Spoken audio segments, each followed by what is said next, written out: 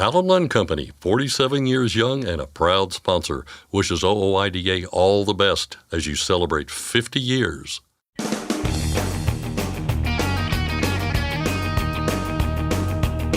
OOIDA, representing America's truckers since 1973, presents Landline Now with your host, Scott Thompson. We have changed the trajectory on the truck parking crisis. That's the message from Transportation Secretary Pete Buttigieg from an event in South Dakota celebrating the expansion of a truck parking location there.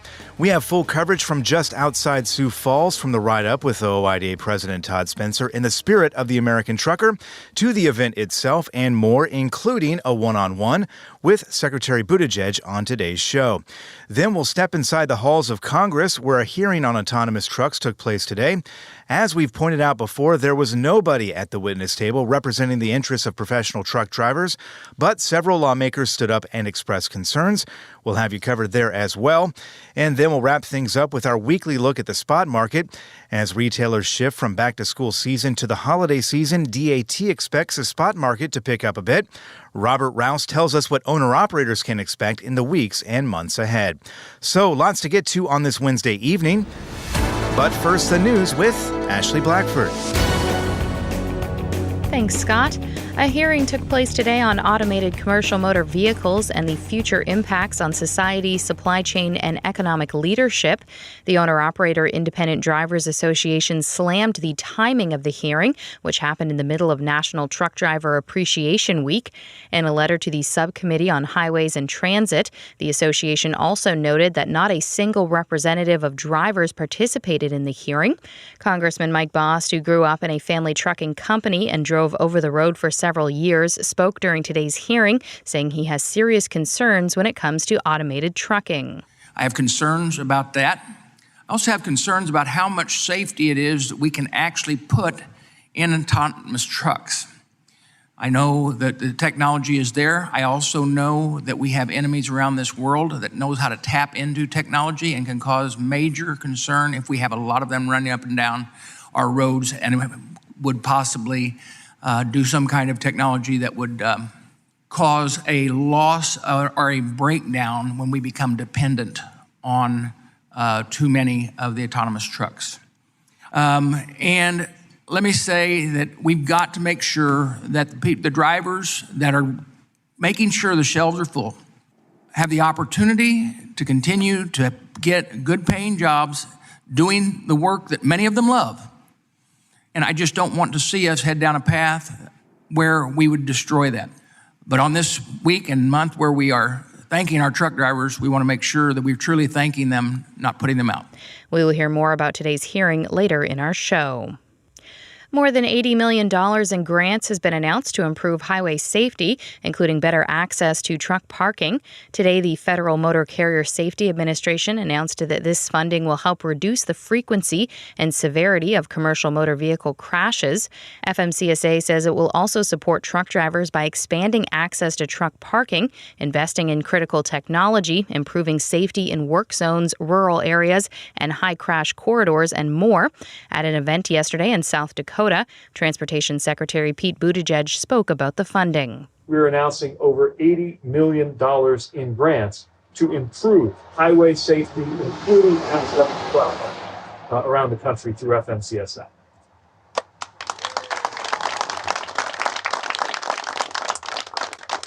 And that's alongside investments that we have already made that include $23 million in Texas, where we got a new truck parking plaza with fencing, restrooms, and showers in Caldwell County. We got $15 million headed to I-4 between Tampa and Orlando.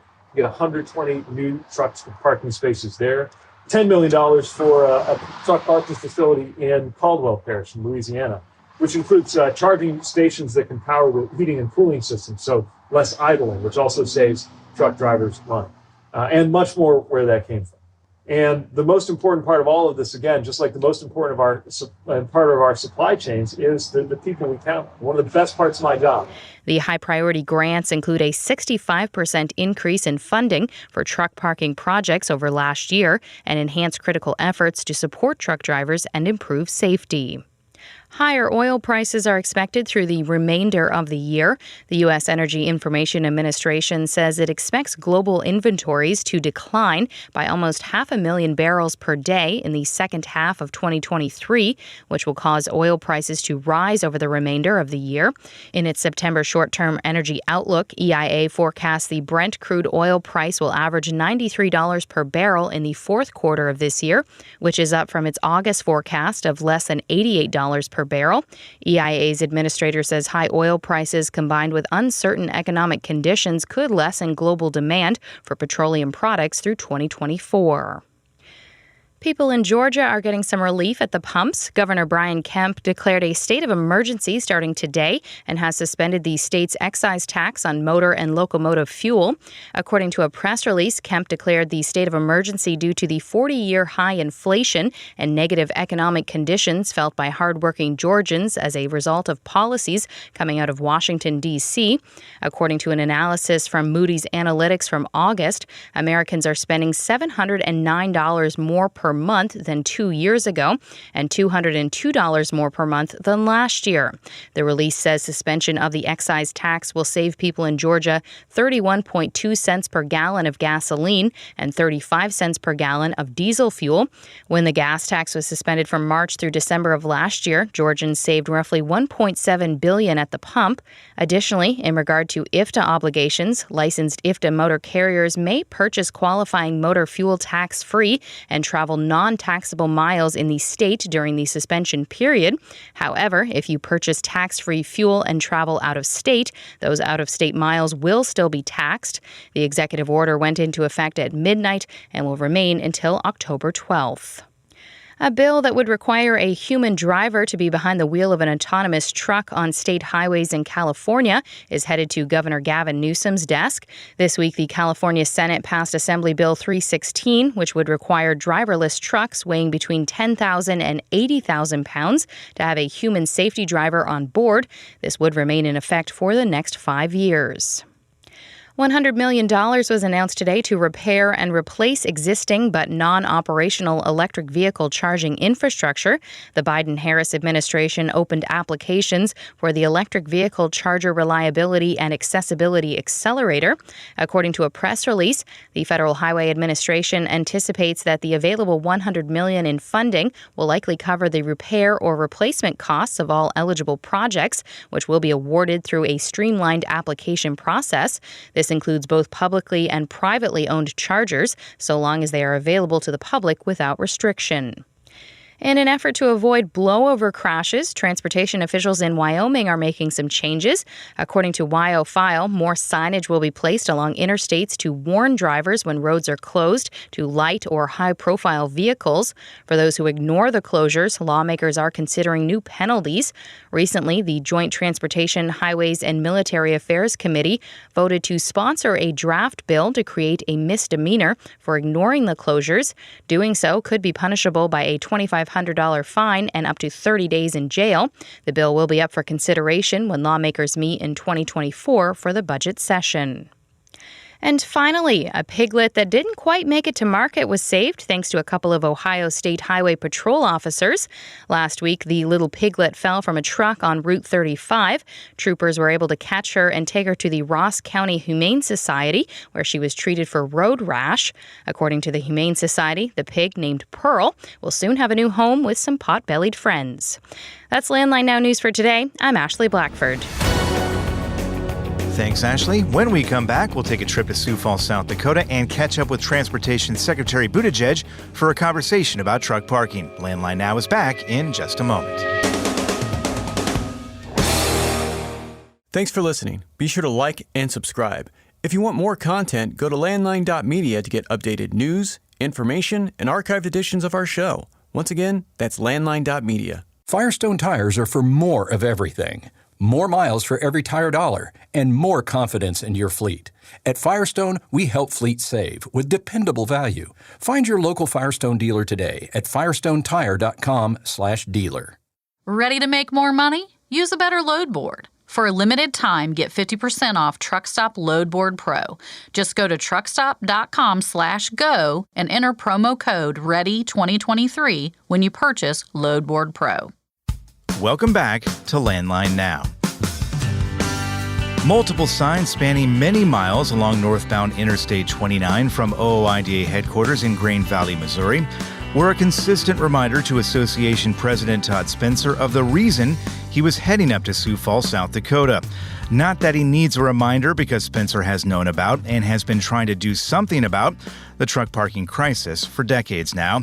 And it remains at the front of his mind this day as he heads to South Dakota for an event hosted by the U.S. Department of Transportation in celebration of expanded truck parking at a rest area off Interstate 90 in Salem.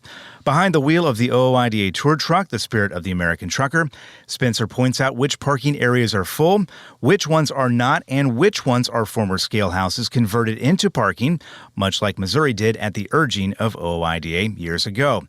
He drives past signs that read minimal truck parking ahead, and at the end of his trip to Sioux Falls, points out that the Loves off Interstate 90 doesn't appear to have a single one of its 85 truck parking spots available just before 7 p.m. on a Monday evening. But it's a bit easier now to find a spot just outside of South Dakota's biggest city. Thanks to a federal grant program, about a dozen additional truck parking spaces were just added to the two I-90 rest areas in Salem. Transportation Secretary Pete Buttigieg, during a news conference, noted how busy that stretch of highway is. This is a highway that was built more than half a century ago. And that means that the pavement, the bridges, the other structures are often beyond their useful life and very much in need of being updated. And this highway stretch in particular needs attention because it's one of the most dangerous in the state. Nearly 500 crashes in 5 years.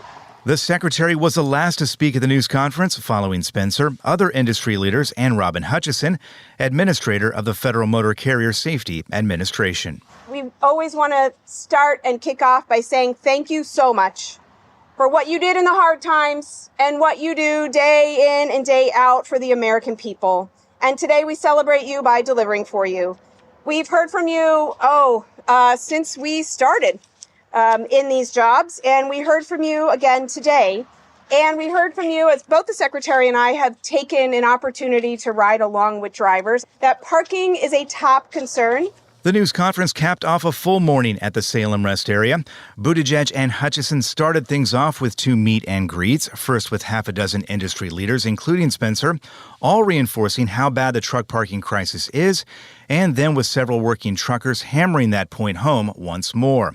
Spencer, who sat directly across from Secretary Buttigieg during their meet and greet, said the secretary made it perfectly clear during their talk that he's aware of problems like truck parking that are running truckers out of the industry.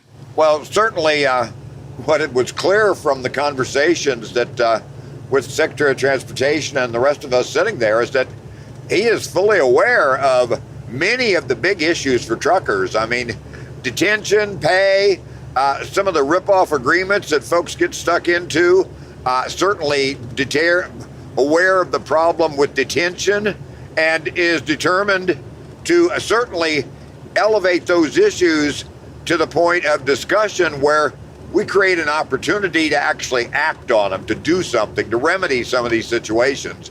Buttigieg at the news conference later acknowledging that the issue is a priority for him. There are many other ways that the lack of truck parking is dangerous.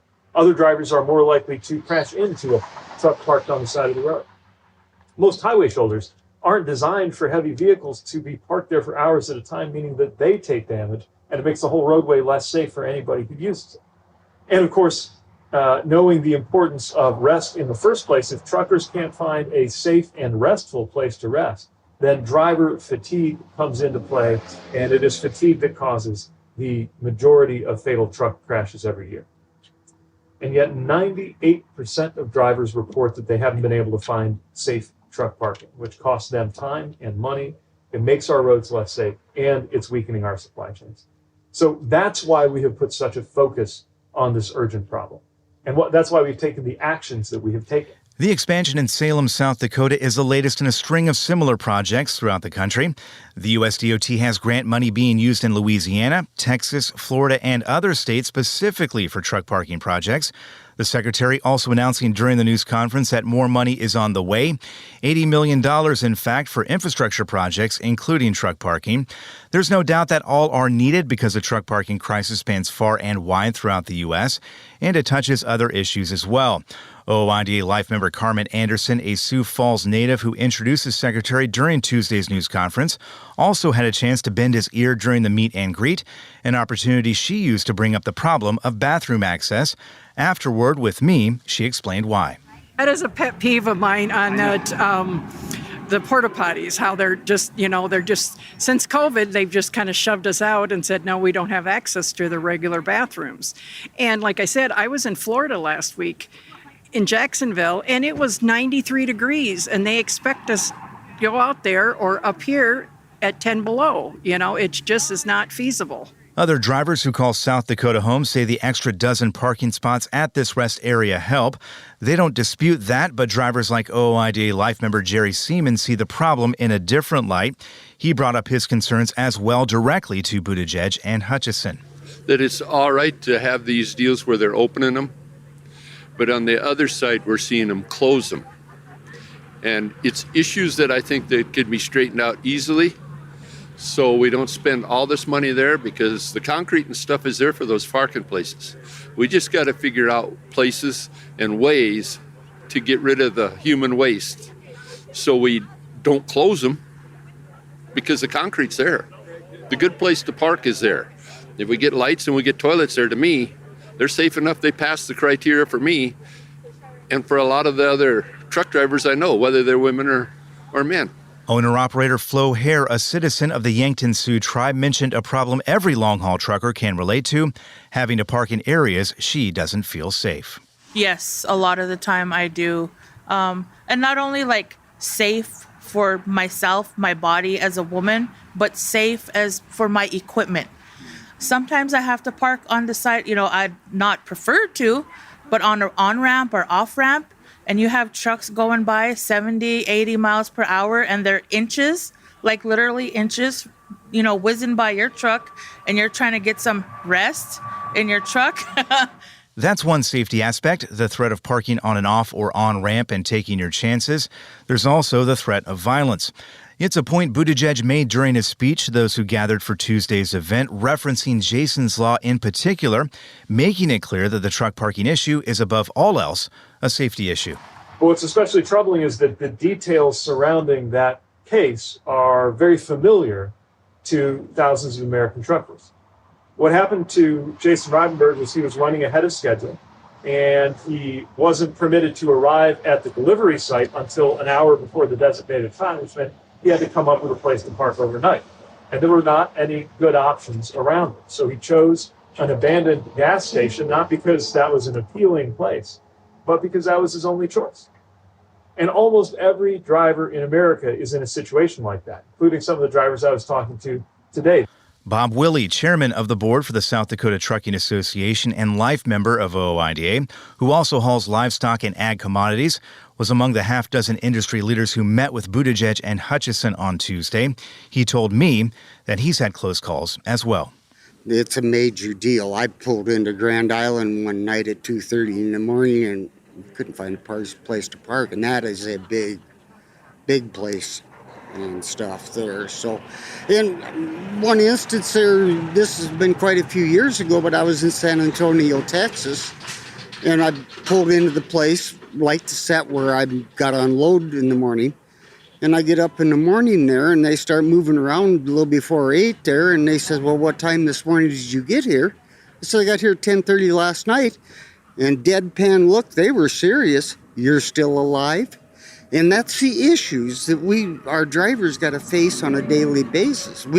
Some of them end up parking in places that aren't safe, and that's the reason you hear about the stories of somebody getting shot, somebody getting robbed. All the professional truck drivers I spoke with at the event acknowledged that the expansions taking place throughout the country are going to help, but all also acknowledged that it's going to take a long time to resolve the crisis. Flo Hare, the long-haul trucker, believes it's time for accountability. I think accountability. Drivers are held accountable by having to do their physicals, and carriers are being held accountable. Their equipment has to come into, inspections, and anytime we could get pulled over and be held accountable. Well, how come the states, counties, the government, how come they're not being held accountable by providing safe parking for us? So accountability, let's step it up. Spencer understands why truckers are frustrated with the slow pace of progress, but he's also hopeful. It is being addressed because, one, the administration recognized it as something that elevated it in their priority with them. They recognized the need and used the tools that were available to them to actually make progress in this area. And when I say the tools, they can offer grants and things like that for making improvements. But the bigger issue basically requires Congress to step up and actually specifically earmark money, federal money, for parking. Let's get to going. There's no excuse for blowing all the serious stuff off. That's also something Secretary Buttigieg said on Tuesday. This is just the start, he said. Following the news conference, I got a chance to speak with the secretary in the shadow of the OOIDA tour truck. I started by asking him if he'd learned anything from the 2 meet and greets he was part of. Yeah, absolutely. First of all, how we can continue to make sure that we have not just quantity but quality when it comes to truck parking spaces, that they not only need to be there, but they need to be safe. I also see a lot of opportunity in getting better information about when they're going to be available. I was talking to some of the drivers about the apps that they're using, trying to just know what to expect. And I think there's some steps we could take. There may be some technologies we can invest in alongside the physical paving that we're doing that could all be part of the solution. So a lot about that, a lot about just how much passion and pride there is for the career too, though, and that's something that's contagious and really motivates me to make sure our department continues to be here for not just the industry, but most importantly, the men and women who power it. One thing that was brought up there, and obviously getting more women into the industry, I know is a priority as well. They talked about porta potties and how bad restroom access still is, and it goes hand in hand with truck parking, as you've kind of mentioned here.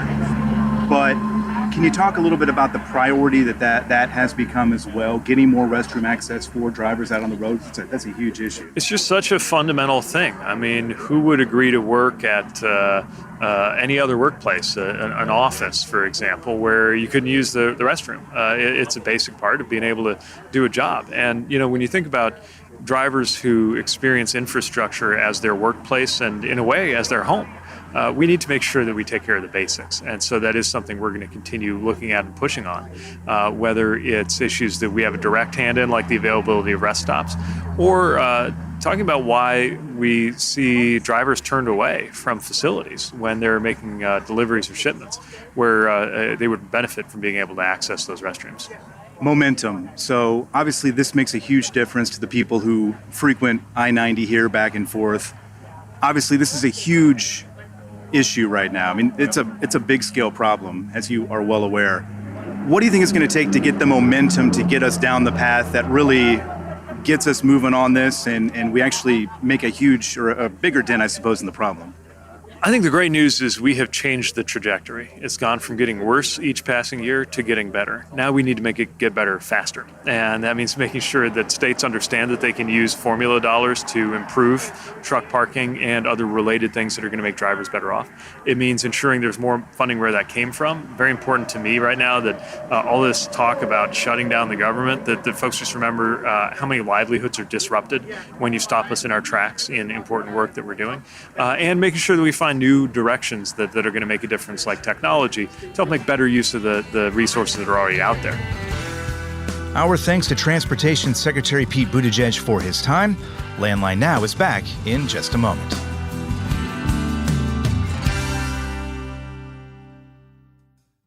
Forget misaccuracy, weigh your truck on a CAT scale. When you weigh on a CAT scale, you get a no excuses guarantee. You can now save time weighing by using your smartphone. Find out more at weightmytruck.com. Since you started, what you've loved about trucking is the freedom. Heading out on your favorite route, a good driving song, and thinking about truck insurance. Well, maybe not that last one. That's why we're here.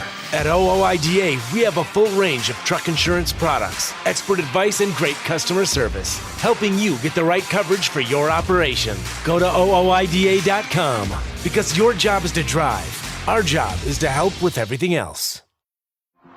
Landline Now, welcome back. We told you earlier about the hearing within the House Transportation and Infrastructure Committee dedicated specifically to the future of automated commercial motor vehicles. We're going to dive into that story now with two gentlemen who have kind of been licking their chops at the chance to talk about what they heard. Jay Grimes, OOIDA Director of Federal Affairs, joins us here in Studio A. Good to see you, Jay. Good to be with you. And we've got Bryce Mungin, OOIDA Director of Legislative Affairs, on the phone from our nation's capital. Bryce, how are you? I'm doing well. How are you? Doing good here. So let's jump right in. What we're talking about here is the T&I Highways and Transit Subcommittee hearing titled The Future of Automated Commercial Motor Vehicles, Impacts on Society, the Supply Chain, and U.S. Economic Leadership. Quite a long title there and quite a big topic to talk about here. Bryce, let's start with you. You and OOIDA, we've talked about this, had some very big concerns going into this hearing today. Did those concerns play out the way you expected? Yes and no. I would say the biggest concern that we have, and it held true, was that there was not a representative of the driver community on the witness panel. So if you are trying to understand the issue of autonomous vehicles and what's needed to make trucks safe and what's necessary to be safe out on the road, I think we would say, and we're biased, but you talk to most people, you'd probably want to talk to the people who make their living out on the road right now. So you'd want to put truckers on the top of the list. So unfortunately, that held true, and there was no one to represent the driver community on the witness panel. And so that was a very big disappointment. With that said, our other concern was that this would turn into kind of like a cheerleading session or a rah-rah session about the AV technologies and how, it's going to be a great thing and everything will be great once they come to fruition. I think it didn't quite, the conversation didn't quite reach that point. I think the questions and the discussion was a little more measured than that. Again, it's not saying that the driver perspective wasn't missed, and it's, not saying that every member there was, we thought, appropriately skeptical of the AV technology. But I do think that there was at least some skepticism voiced so that, it didn't just turn into talking about how great AVs are going to be. And Jay, as Bryce mentioned there was a concern that this was going to turn into a cheerleading, clinic for automated trucks. It wasn't necessarily that, and I think a lot of the credit for that goes to several lawmakers, as Bryce kind of alluded to there, who did talk about the concerns that are out there. And I know OOIDA reached out to, I think, everybody on this subcommittee to express those concerns. And it sounds like they at least took them to heart here. Yeah, no question. And earlier this week, we sent a pretty lengthy letter to all the committee members, really wondering why, in the midst of National Truck Driver Appreciation Week, are you holding a hearing on some technologies that, without question, are going to displace many drivers within the industry if it all, works as intended, and if it works as some of these technologies who appear to technology companies who were on the witness stand today said it would. We know that it's not, based on the reports, the crashes, and some of the testing that's going on right now. We know that any technology development and deployment is still decades away, but would have been great to have a driver on the panel. But certainly it did seem like a few of the members read our letter and took it to heart, mentioning the contributions of professional truck drivers, noting that it's National Truck Driver Appreciation Week, and really questioning, is this stuff, working the way that you say it is? And I think that created a lot of skepticism if you were tuning into the hearing today. One example, ranking member Eleanor Holmes Norton on the committee asked the representative from Aurora Trucking, is this technology going to prioritize human lives and human safety above infrastructure, above the expensive and pricey technology that's on these trucks? And the representative of Aurora really couldn't answer that question. He kind of spoke to, well, in our simulations, it's going to save lives, but kind of reiterates this concern that we don't really know exactly how this technology is working, if it's working safely, because we don't have the kind of regulatory oversight for the autonomous trucks that are being tested on the roads right now that we certainly have on traditional commercial motor vehicles, and that all the regulations that small businesses and professional drivers have to deal with. So again, I think we heard kind of overall a lot more questions that need to be answered, and I think a lot of the members who asked those questions, had a lot left to be desired from some of the responses they got from the panelists that did appear. Yeah, but again, props where props are deserved, because some of the lawmakers did ask some very good questions. And Bryce, I know you were taking notes here. Yeah. Do we want to give any, shout outs to anybody out there who did, give the truck drivers perspective on all this? Yeah. I think anyone who's listening and is a regular listener or follower of our work will recognize these names, especially Congressman Bost from Illinois. He basically took his 5 minutes to talk about his skepticism of AV trucks, what it would mean for small businesses. He has a trucking background. He's been involved in trucking his whole life, has a family trucking business. So he gets and understands, how small business truckers are approaching this issue. Also, Congressman Jeff Van Drew from New Jersey, who's been our champion, one of our champions on the effort to eliminate the overtime exemption for truckers. He hit the nail on the head when he said that, while there's a lot of talk in this panel today about drivers won't be displaced, he said, I've had conversations and I've been in the room where people have said that before, and lo and behold, someone's job is displaced. So I think he was kind of saying what a lot of truckers are feeling with this is, sure, you can say this all you want, but it's hard to take the people who have an interest in seeing this technology rolled out. It's hard to take them at their word for this. So in addition to those two members, I would say most of the members, at least recognized truckers, said they should be an important part of the rollout, or at least understanding how AVs need to be safe or potentially need to be safe, not just autonomous or driverless, but any sort of assistive technology. I'll also say Congressman Representatives Doug LaMalfa from California, Congressman Greg Stanton from Arizona, and Congressman Pete Stauber from Minnesota all also ask kind of specific questions about what does this mean, what does this technologies mean for the trucking profession, how are truckers being involved in the development of this. So we really appreciated those members stepping up and asking those important questions. We're going to be talking about and frankly fretting about this issue about autonomous trucks for years and years to come. So it's important to have this conversation. It's important that Congress especially looks at this issue because they're going to be need to be on top of regulating this industry for a number of reasons, of which we've kind of laid out here, safety being the biggest one. This hearing today and what we heard, does it give you an indication, and Jay, I'll start with you, and then Bryce, I'll ask you next, but does it give you an indication of how Congress is maybe going to approach this issue moving forward? It does seem like they are taking a cautious approach to all this. Yeah, I think we've got a long way to go there. And, that's really one of the questions that we've raised in our letter. Why are you having a hearing on autonomous trucking right now when there's so many other more pressing issues related to the trucking industry, whether truck parking, driver compensation, hours of service, you can go on down the list. And we've kind of seen Congress kind of struggle to wrap their hands around autonomous vehicle legislation. Some other committees that have jurisdiction over automobiles, have for years tried to get a bill out of committee with no success. So it's really a difficult issue for Congress to kind of legislate through, and they've kind of been relying on the federal government and Department of Transportation to lead the way a little bit in that aspect. And some of their efforts, we think, have certainly fallen short in ensuring that some of these vehicles are being tested in the right way, and that there's transparent data and information on these vehicles that the public can kind of learn about and educate themselves on. So I'm not sure there's going to be a big push from the committee in terms of putting out some legislation regarding autonomous vehicles, but it does raise awareness. And I think we found out today that,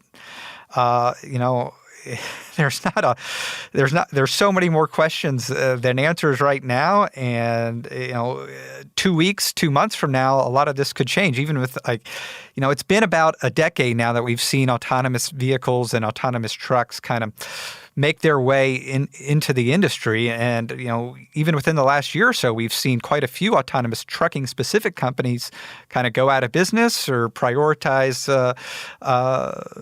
their testing on other vehicles and kind of get out of the game. So it's kind of hard to predict, and it's something that Congress has, hasn't got a good picture on. So it'll be interesting to see.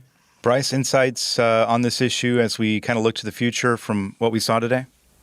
Yeah, and I think to build off of what Jay said, I don't want to cut Congress too much slack, but I think it's difficult to wrap your hands around legislation, because the takeaway that I had from this hearing is, like Jay said, there's just a lot of unanswered questions. So it's hard to legislate and it's hard to put forward policies when it's difficult to get concrete answers in the first place. I noticed a contradiction when, and I apologize, I can't remember the exact witness, but they said we're starting to roll out automated or autonomous vehicles in certain applications. I think it's like Walmart, Pitney Bowes, Tyson's as well in Arkansas, using autonomous trucks for limited, shorter, middle length distances. At the same time, toward the end of the hearing, Congressman Molinaro from New York asked the panel, and the representative from ATA answered. He said the question was, what's the timeline for rollout, and kind of what's the projected timeline for workforce impacts? What are the expectations on that? And there wasn't really a clear answer on that. So on one hand, you have companies obviously trying to promote their technology and saying, hey, we're starting to see applications for this and we can get ready to go. And then on the other hand, it seems like the best we can do is, well, this technology is decades away, so no one really has to worry about it too much. You're getting both answers at the same time. So if you're trying to craft a policy, what do you do in that situation? So I think I would agree with Jay that the takeaway is there's just a lot of questions that need to be resolved. I'm going to ask you both the same question here. We got about a minute left, so about 30 seconds for both of you. Speed round, I guess. We mentioned the lack of someone representing the trucking industry and truck drivers there on the witness panel specifically. If you had been there today, what would have been the one big thing, the big message you would have wanted to convey to the lawmakers listening? What happens when everything is not an ideal flat road, sunny day out, not a lot of whole traffic on the road? The amount of decisions and experiences that a trained human driver relies upon is so impactful and important. And to think that these computers and automated systems can match that, I think we've got a long way to go based on the responses we heard today. Bryce? Yeah, Jay touched on the safety. I'll touch on the workforce.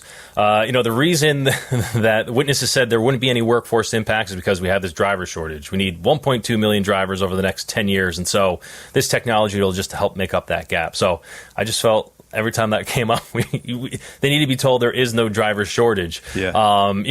Freight rates wouldn't be declining. Drivers wouldn't be exiting the industry right now. Small businesses wouldn't be shutting down if there was enough business to sustain everything that's going on. So I think that was one huge thing that should have been pointed out. Big issue, big hearing today. We appreciate the both of you stopping by to shed some light on what we heard. Thank you. Thank you. I see a quick break in our future, but after that, I also see more Landline Now, so stick around and we'll catch you on the other side. Control your toll costs and eliminate tolling headaches with Prepass Tolls. Prepass Tolls means toll volume discounts. Just one invoice for all tolls and fewer violations. Call 877-878-5970 or go to prepass.com.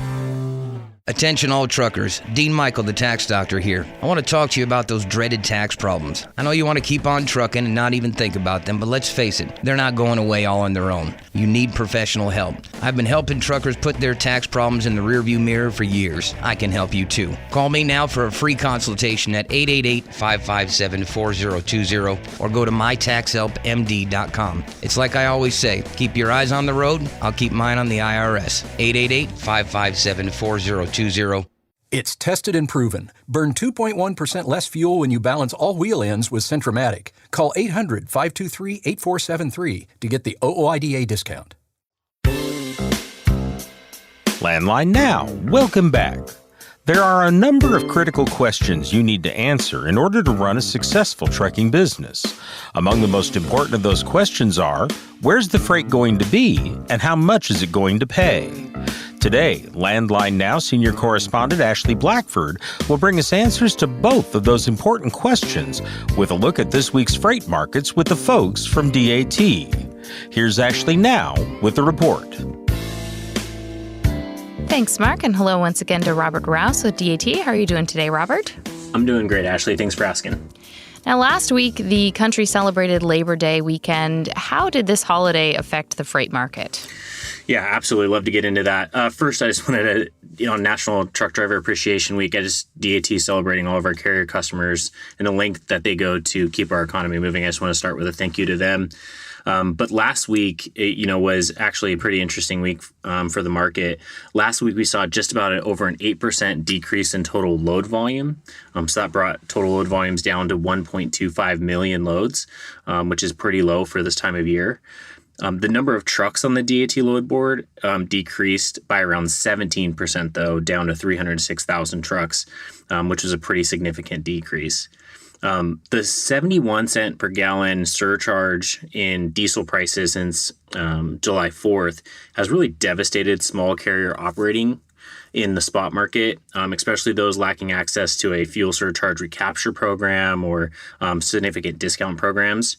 Never has there been a more critical time to understand operating cost. Diesel has increased by 37% of total cost. It's up to about 69 cents per mile.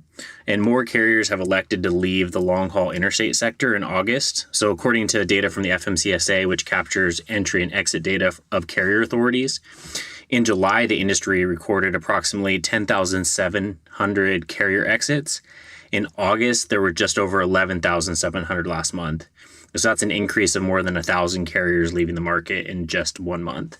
When we look at the overall strength of the spot market last week, we did see load-to-truck ratios increase across all three equipment types. A higher load-to-truck ratio means there's a stronger demand for trucks in the marketplace.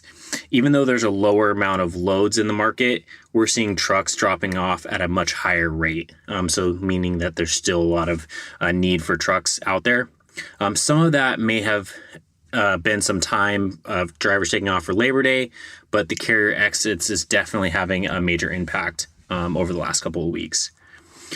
Just one example of the load-to-truck ratio, looking at reefers, California produce volumes continue to lag and are now at the lowest since 2016, and that's impacting the reefer spot market. According to the USDA, outbound truckload volumes in California and nationally are around 7% lower than last year. In spot market, load post volumes are roughly half what they were about a year ago. And that resulted in the last week's reefer load-to-truck ratio increasing slightly from 4.28 to 4.40. But that's the lowest load-to-truck ratio this time of year in the last 7 years. When we look at the rates and how they're handling, the national benchmark broad carrier spot rates for reefers and flatbeds both saw some small decreases. Wasn't major, but they were little decreases, while vans remained fairly flat. The biggest impact on rates continues to be the cost of fuel. So when we look at vans, they came in at $2.16 a mile with fuel. Reefers were down 2 cents per mile, down to $2.57. And then flatbeds only dropped a penny overall, but that's down to $2.58 per mile last week. Now, last week you talked about the shipment of pumpkins and how to properly transport them. What other types of fall goods are being moved by reefer and vans this time of year? Yeah, absolutely. Over the last few weeks, as retailers shift from back to school to fall holidays, owner-operators should be on the lookout for all the Halloween merchandise like candy. In the United States, Halloween is one of the largest candy buying holidays. According to the National Confectioners Association, Halloween typically ranks as the top holiday for candy sales in the country, surpassing other holidays like Valentine's Day or Easter. Americans purchase nearly 600 million pounds of candy each year for Halloween. That's a heck of a lot of candy. Candy distributors and retailers often start receiving shipments of Halloween candy in late August to early September. This timing allows stores to stock their shelves well in advance of Halloween, as many consumers are beginning to purchase Halloween candy in September. There's really 2 states that you're going to see a lot of these loads coming out of. The first is Pennsylvania, particularly the Hershey area. It's known as the chocolate capital of the world. The Hershey Company is one of the largest and well-known chocolate manufacturers globally. It's headquartered there. Hershey produces a wide range of Halloween-themed candy, including Hershey's chocolate bars and Reese's peanut butter cups. The second state to look at, which was kind of shocking to me, is New Jersey. They're actually home to Mars Wrigley, which is a division of Mars. They manufacture a variety of Halloween candy, including M&Ms, Snickers, and Skittles. These candies are staples in the Halloween candy assortments. Now, fraud continues to be an issue in the industry. What can drivers do to protect themselves and their information? Yeah, of course. It's really crucial to stay vigilant in this area. One of the things that we're seeing growing is be on the lookout for social engineering attempts. 82% of all security breaches involve the human element. Attackers have become expert in manipulation via social engineering.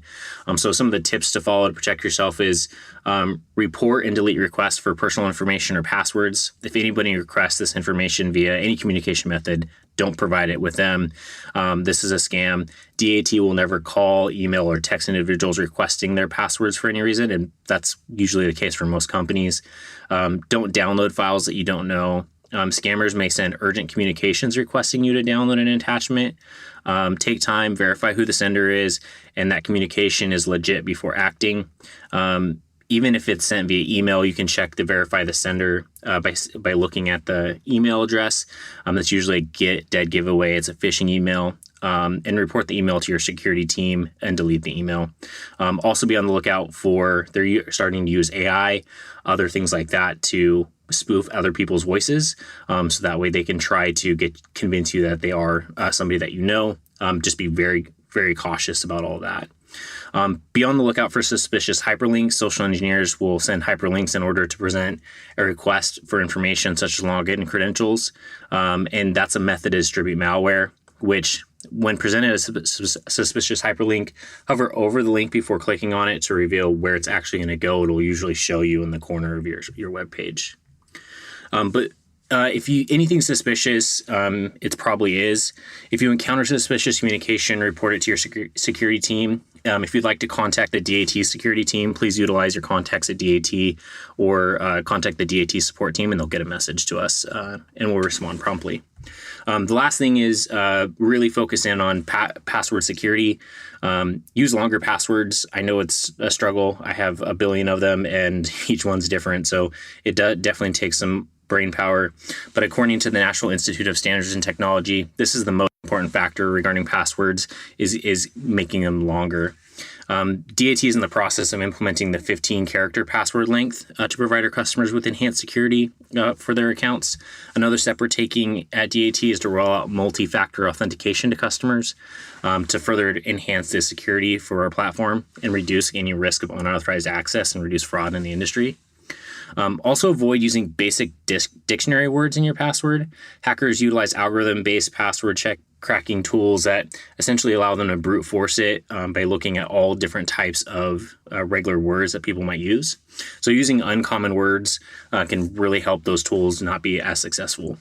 And then complex passwords. Utilizing a mix of complex characters, uppercase, lowercase, special characters, numbers, all that really helps and defends against those password cracking tools. If our listeners want more information, where can they go for that?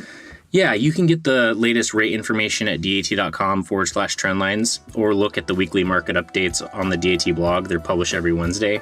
Also check out and subscribe to the DAT IQ channel on YouTube, where analytics and forecasting teams take a deeper dive into the freight markets each week.